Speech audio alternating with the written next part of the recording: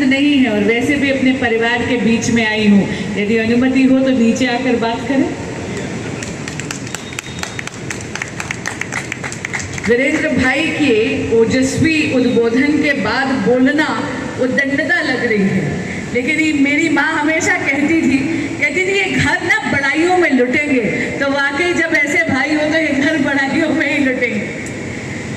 एक पेड़ माँ के नाम, ये जो आदरणीय प्रधानमंत्री श्री नरेंद्र मोदी जी ने हमें आह्वान दिया था, एक पेड़ माँ के नाम, मुझे इतनी खुशी है ये कहते हुए कि अब ये एक पेड़ माँ के नाम एक जन आंदोलन बन गया है। मिशन लाइफ, जहां पर हम क्लाइमेट चेंज को कॉम्बैट कर सकते हैं, ये आदरणीय प्रधानमंत्री श्री नरेंद्र मोदी जी के आह्वान पर एक जन आंदोलन बन गया है। बच्चा बच्चा बोलता है कि अगर हमें पर्यावरण को बचाना है तो पेड़ लगाना आवश्यक है। हमारी जो संस्कृति है उसमें प्रकृति और पुरुष एक दूसरे के पूरक है। हम हमेशा ये जानते हैं कि प्रकृति को हम माँ पार्वती का पर्याय मानते हैं और पुरुष जो है उसको चरितार्थ करते हैं हमारे भोले शंकर। और हम तो अर्धनारेश्वर का देश है ना, प्रकृति और पुरुष को एक ही फॉर्म यानी एक साथ हम उनकी पूजा अर्चना करते हैं। इसका क्या अर्थ है? इसका अर्थ है कि अगर उसको मॉडर्न परिवेश में आप देखेंगे तो प्रकृति का संरक्षण पुरुष यानी मानव का सबसे पहला धर्म है। और जब आप प्रकृति का संरक्षण करेंगे तो प्रकृति भी आपका संरक्षण करेगी। वीरेंद्र भाई ने बिल्कुल सही कहा, दिल्ली में आज के दिन सांस लेना दूभर हो गया है, लेकिन इसको हम बहुत सरलता से इस प्रॉब्लम को टैकल कर सकते हैं अगर हम सब संकल्पित हो जाएं कि हम एक पेड़ माँ के नाम जरूर लगाएं। अब आप कहेंगे कि माँ, अरे क्योंकि माँ जीवन के सबसे पहली गुरु होती है।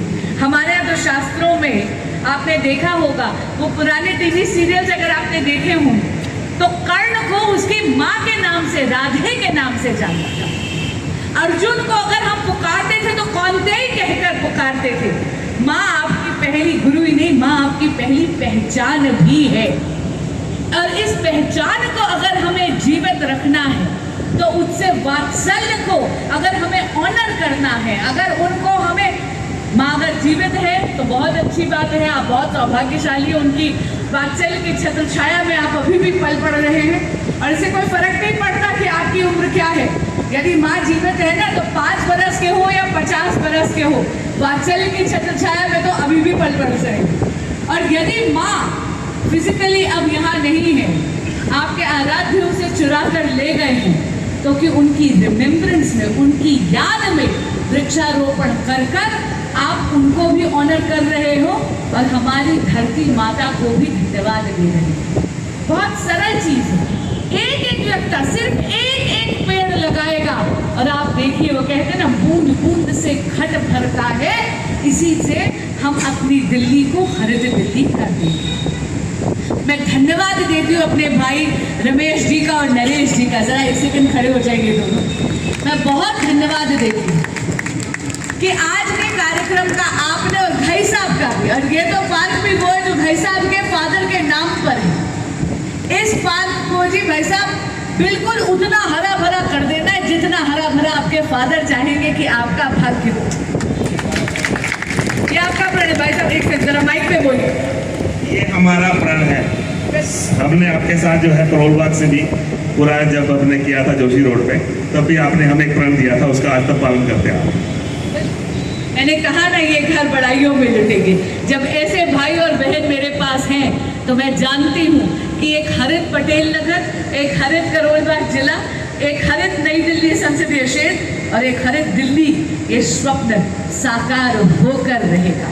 आप सब समय निकाल कर आए, आपने मुझे यहाँ पर सुना और आपने मुझे आशीर्वाद भी दिया, मेरे साथ प्रतिबद्ध हुए, इसके लिए बहुत बहुत धन्यवाद। भारत माता की जय।